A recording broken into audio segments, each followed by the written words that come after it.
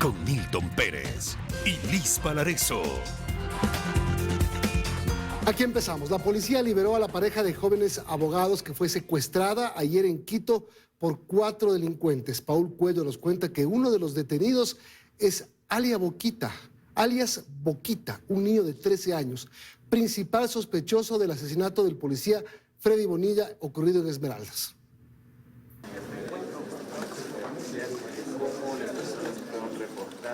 Después de permanecer un día en cautiverio en manos de 4 delincuentes, la joven pareja que fue secuestrada el día sábado en el sector de la Ruta Viva a las 0:30 fue rescatada por la Policía Nacional este lunes.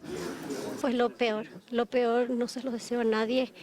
Le agradezco a Dios por habernos cuidado, porque sé que Él es el único que permitió que nos puedan rescatar. La pareja de abogados fue rescatada en buen estado de salud en una vivienda en el sector de la Ferroviaria Alta, al extremo sur de Quito.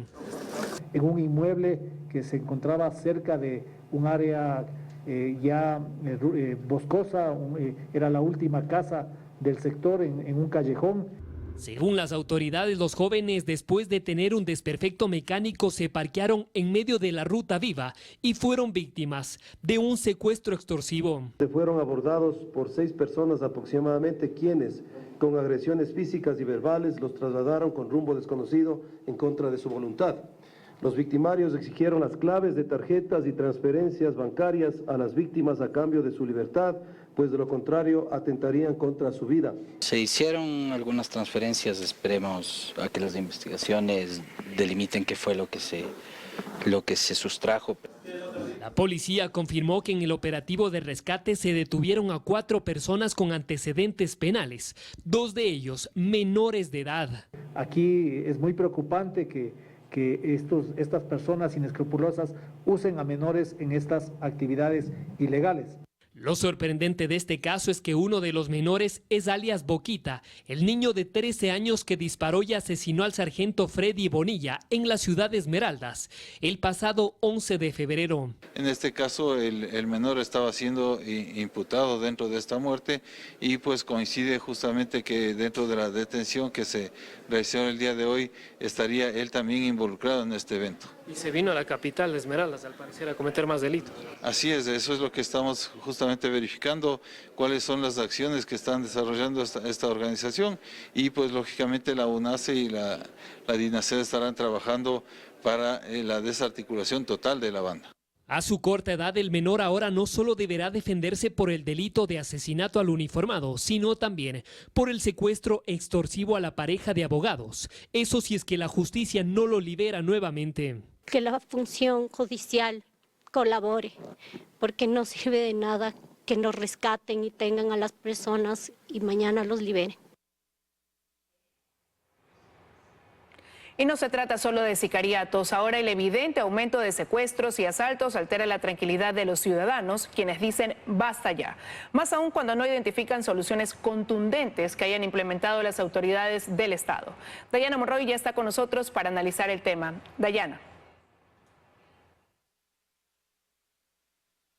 ¿Qué tal? ¿Cómo están todos? Desde que comenzó este gobierno se han dado al menos 9 estados de excepción y una docena de cadenas nacionales sobre seguridad. Desde el gobierno le han declarado la guerra al crimen organizado, también han anunciado 1.200 millones para la Policía Nacional, ofrecido un plan de paz y comenzaron este año prometiendo que el 2023 sería el año de la seguridad. Pero todo esto, dicho por el presidente de la República, es realmente poco percibido por quienes viven con miedo.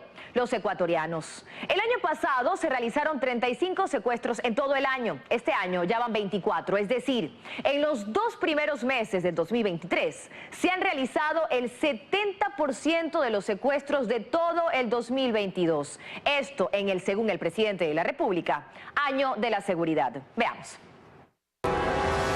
El aumento de personas reportadas como desaparecidas que luego aparecen tras haber sido secuestradas o que son rescatadas. Una familia entera secuestrada de un lugar público. 3 taxistas secuestrados durante el fin de semana en Guayaquil y San Borondón. Además de extorsiones a cualquiera que tenga un negocio, conduzca un taxi o un bus. ¿Qué? o quién para lo que está ocurriendo. Las autoridades se consuelan al decir que el 100% de secuestros son resueltos. Claro, por el excelente trabajo de la UNACE. Pero los ciudadanos deben acostumbrarse a esto. El gobierno nacional ha trabajado para que las familias ecuatorianas estén seguras. Hemos visto decenas de cadenas nacionales encabezadas por el presidente de la República, donde se prometen cambios. Seguiremos actuando con firmeza. Esta fue grabada en noviembre del 2022, pero antes también lo hizo en octubre del 2021. Convoco a una amplia unidad de la sociedad ecuatoriana para trabajar juntos. En mayo del 2022 ofreció recursos.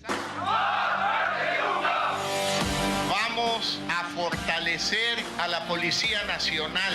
Pero 10 meses después aún no llegan los implementos. Tampoco se han reparado las UPC tras la serie de atentados que sufrieron hace 4 meses. El presidente incluso dijo que el 2023 será el año de la seguridad, pero eso no sienten los ciudadanos. Y tú empiezas a escuchar que asaltan, que secuestran, que matan a gente, cada vez el círculo se va cerrando y cada vez se va acercando más a ti, entonces el gobierno puede decir lo que sea, que al final la gente no le va a creer. El discurso, y que en este punto me parece bastante grosero, porque si realmente tuviésemos más seguridad, la gente estaría más tranquila, la gente no tendría miedo. Las críticas tocan al secretario de Seguridad, Diego Ordóñez. Podemos ver en los tweets en qué se ocupa, en qué se preocupa y de nuevo regreso en la vida real, eso se siente y se ve.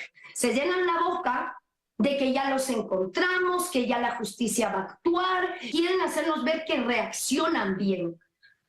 Cuando un gobierno lo suficientemente prolijo debería tener medidas integrales.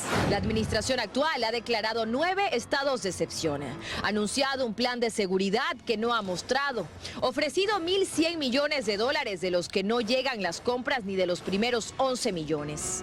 Además de enfrentar esta guerra con una policía que en el barrio más violento de Guayaquil trabaja con 10 patrulleros porque los otros 47 están dañados, pero dicen desde el gobierno que la seguridad es prioridad. Ecuador merece y necesita vivir en paz. Y si bien las palabras y promesas del gobierno han sido muchas, los hechos realmente pocos. 1 año y 3 meses después de que se ofreció $11 millones para la Policía Nacional en Guayaquil, los agentes aún no reciben sus equipos. El dinero tardó en llegar 8 meses. Las compras aún no se ejecutan. Y mientras el presidente habla de una guerra contra el crimen organizado y que el 2023 será el año de la seguridad, los ciudadanos realmente viven otra realidad. Aquí me despido. Partes policiales mal elaborados o que llegan a destiempo inciden en la formulación de cargos de la Fiscalía, provocando que en ocasiones delincuentes detenidos con evidencias salgan con medidas alternativas a la prisión preventiva. Carlos Acoto nos cuenta más. Detenidos con evidencias que son puestos frente a jueces que deciden liberarlos mientras se los investiga. Jueces que aseguran no recibir pedidos de prisión preventiva de parte de fiscales a quienes en ocasiones señalan por no sostener debidamente sus acusaciones. Y fiscales asegurando que la policía no elabora bien los partes después de las detenciones. Es un carrusel de señalamientos frente a hechos que conmocionan y que se repiten cada semana abonando el terreno de la impunidad.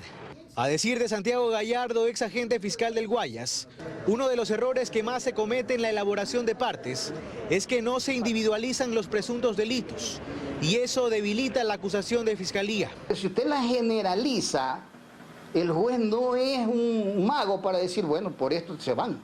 Ocurre también que los partes no llegan a tiempo. La flagrancia vence y el detenido sale libre.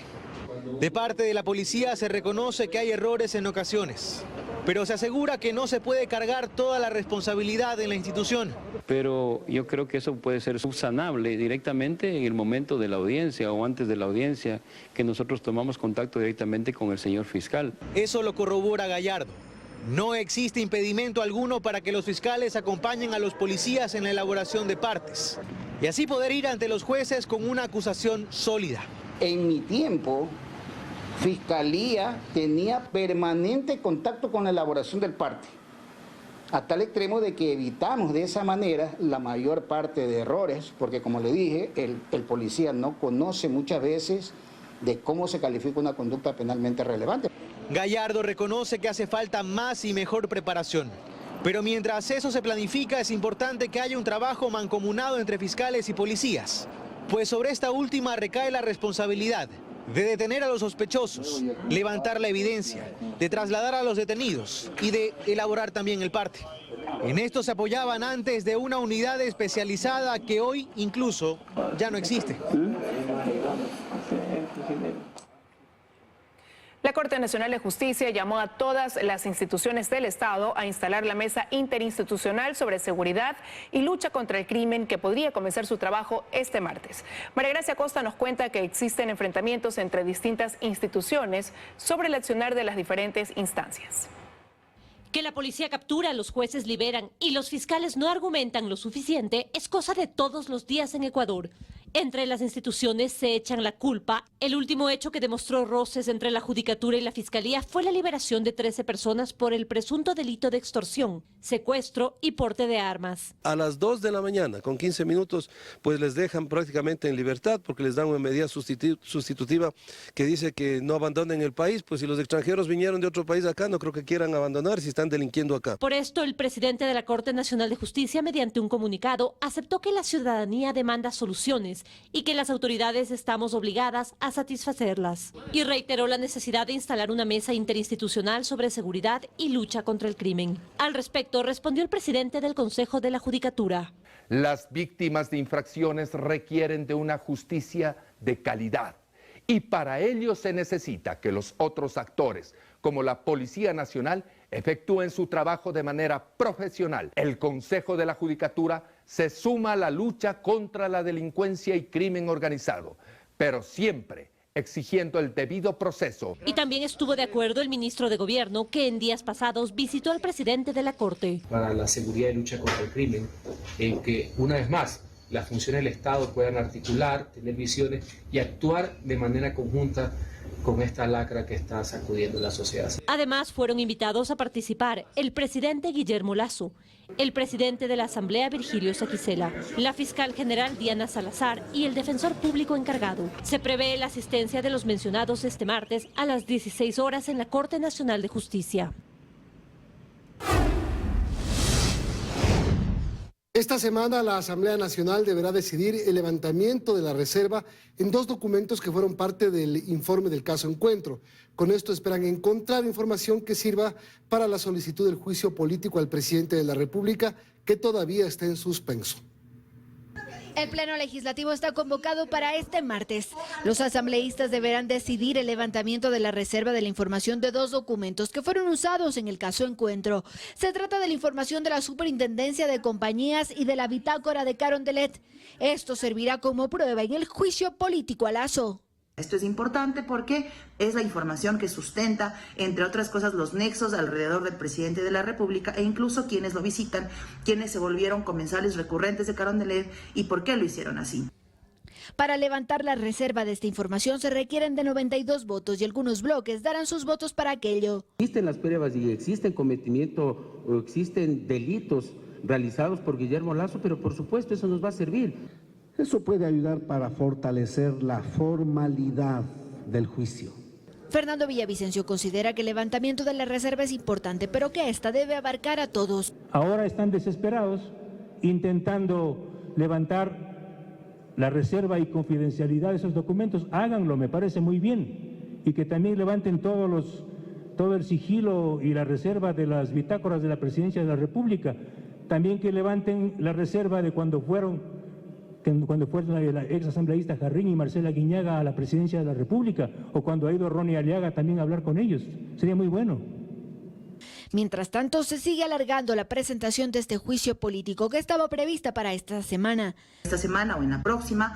Por ahora están decidiendo quiénes serán los interpelantes del mismo. Lasso está caído. La gran pregunta es qué se viene para los ecuatorianos después, y eso es lo que tenemos que trabajar. Pachacutic dice no firmará la solicitud de juicio político, pero si la Corte da luz verde, sí darán los votos para la eventual decisión. El Consejo de Participación Ciudadana y Control Social aprobó el proyecto de convocatoria para el proceso de renovación parcial del Consejo Nacional Electoral. Daniela Valencia nos cuenta que esta decisión se tomó en medio de cuestionamientos por haber anulado las resoluciones de la administración anterior. comentario.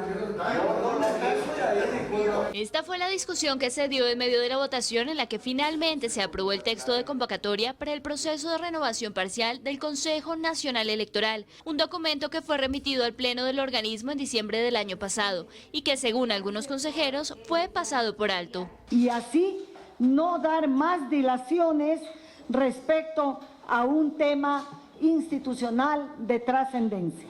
Y bienvenida sea efectivamente la sociedad civil, nuestros hermanos migrantes, mujeres y hombres, que reúnen los requisitos y esta función.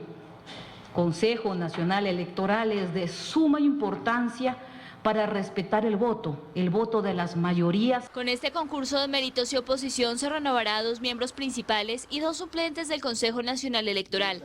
La convocatoria se publicará en 3 diarios de circulación nacional y en la página web institucional. La aprobación de esta moción se dio aún por encima de los señalamientos entre consejeros de minoría y mayoría por la anulación de 61 resoluciones del Consejo que presidía Hernán Ulloa, pues ciertos procesos de selección se verán afectados. Fueron declarados nulos por este pleno, es la resolución designar al equipo de apoyo al proceso de selección de designación. Ahora, después de que anularon todo, recién están viendo las afectaciones. Queda demostrado que jamás se revisó las resoluciones que se dejaron sin efecto y se ponga en peligro no solo los concursos que están en marcha, sino también más de 10 procesos de veeduría ciudadana. A pesar de ello, y aún por encima de la aclaración y ampliación dada por la Corte Provincial de Justicia de Santo Domingo, que apuntó que el nuevo Consejo no puede revisar los actos administrativos aprobados, la mayoría del Consejo se defiende y asegura que continuarán realizando su trabajo.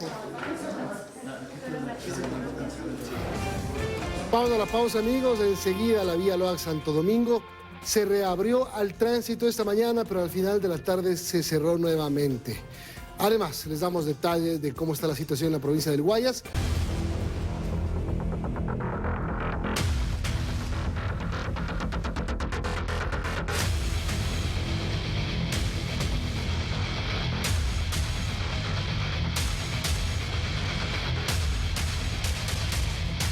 La vía Loax Santo Domingo está otra vez cerrada por un nuevo deslizamiento de tierra.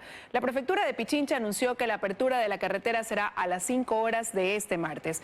Mientras tanto, el transporte pesado sostiene que las pérdidas ascienden a $10 millones diarios por el cierre de varias carreteras a nivel nacional. Belén Merizalde tiene el detalle. La lluvia dio tregua este lunes en la vía Loax Santo Domingo. Eso permitió que las autoridades pudieran habilitar la carretera luego de 16 horas de cierre. Hemos recibido 4 días de constantes precipitaciones. Tuvimos 2 dificultades en 2 alcantarillas, la que está ubicada en el kilómetro 39 y en el kilómetro 42, frente a tanto lodo, árboles, se taponaron. Por eso tomamos la decisión el día de ayer de cerrar la vía. Durante el tiempo de cierre se movilizó la maquinaria necesaria para retirar los escombros y, según la prefecta, se incrementó a 30 el número de operarios que de forma permanente se encuentran en la vía. No obstante, las autoridades decidieron la noche del lunes cerrar otra vez la vía, esto por un nuevo deslizamiento ocurrido en el kilómetro 57. La prefectura informó que la carretera permanecerá inhabilitada hasta las 5 horas del martes 14 de marzo. Este cierre y el de otras vías ya generan pérdidas millonarias para el transporte pesado. En aproximadamente $10 millones diarios, que es lo que moviliza en diferentes rutas dentro del Ecuador. Vizcaíno explica que solo por la Loax Santo Domingo se moviliza el 80% de las mercancías de todo el país y por eso hace un llamado a las autoridades. Para que articulen planes de emergencia, de contingencia, con maquinaria preparada a las 24 horas, ya que la mayor cantidad de eventos se están dando en horas de la madrugada y se pierden demasiadas horas hasta que esto se reactive. Permanentemente, limpieza de cunetas, limpieza de quebradas. De hecho, ¿por qué hemos evitado accidentes que permanentemente en estos meses estábamos acostumbrados a tener en la vía? Porque estamos constantemente haciendo sobrevuelos sobre la cordillera para calcular la presión del agua sobre los taludes. En caso de que esta vía se cierre, la alternativa es la Calacalí-Río Blanco. Pero en esa vía, los deslizamientos también son frecuentes en la época de invierno. La vía Juján-Babahoyo en los ríos permanece bajo el agua. Los habitantes han perdido cultivos, no tienen electricidad y sus negocios sufren las afectaciones del invierno. Al igual que en Milagro, en la provincia del Guayas, 22 sectores están inundados. Vanessa Robles nos cuenta más. Don Víctor salió de madrugada desde el cantón Las Naves Bolívar rumbo a Guayaquil con un cargamento de pitahaya que no pudo llegar a tiempo porque su camioneta no soportó la inundación a la altura del kilómetro 55 de la vía Babahoyo-Juján. El invierno está duro, no es como me ahogué allá, el carro no me prende y me voy a trabajar a Guayaquil. Así como él, en menos de una hora encontramos una decena de vehículos con desperfectos en el motor, contratando como don Genaro un servicio de grúa para cruzar las riadas de agua. ¿Qué le cobra la grúa? $40. ¿Cuántos años tiene este problema? Mi hijo tiene que llegar al trabajo, no puede, él es médico. Es que esta es la ruta que une las provincias de Los Ríos y el Guayas, dos de las más afectadas por el invierno. Hacia el norte se llega a Ventanas, Quevedo, Santo Domingo y Quito. El agua de la sabana llegó a varios tramos, aproximadamente entre el kilómetro 53 y el 60. El enfriador, una lavadora que tengo ahí también se me ha mojado, unos animalitos, unos chanchitos, y todo ha tenido que subirlos arriba. 100 familias afectadas, entonces aquí por natural familia hace 2 cuadras, 1 cuadra de arroz. Entonces, ¿qué podemos hacer? Ya está perdido. El agua también cubrió toda una gasolinera, piladoras de arroz, mecánicas agrícolas y fábricas. Estamos con los brazos cruzados, pues no hay nada más que hacer, niña. Mire, aquí ganando semejante para la comida, algo, porque no tenemos trabajo. ¿Cuántas hectáreas de arroz perdieron? 5 hectáreas. Pero no solo aquí, también estuvimos en Milagro, declarado en emergencia, cuyo sistema pluvial colapsó. Más o menos 22 sectores afectados. En Milagro hay 7 bombas estacionarias que vienen trabajando para drenar el agua. Al momento hay 160 familias damnificadas y se habilitaron 2 albergues para alojarlos. Solo en Guayas, 8 ríos y 2 esteros se han desbordado, afectando a cientos de familias. Aprendieron una embarcación que transportaba cerca de 1 tonelada de droga navegando a 169 millas náuticas del sureste de Galápagos.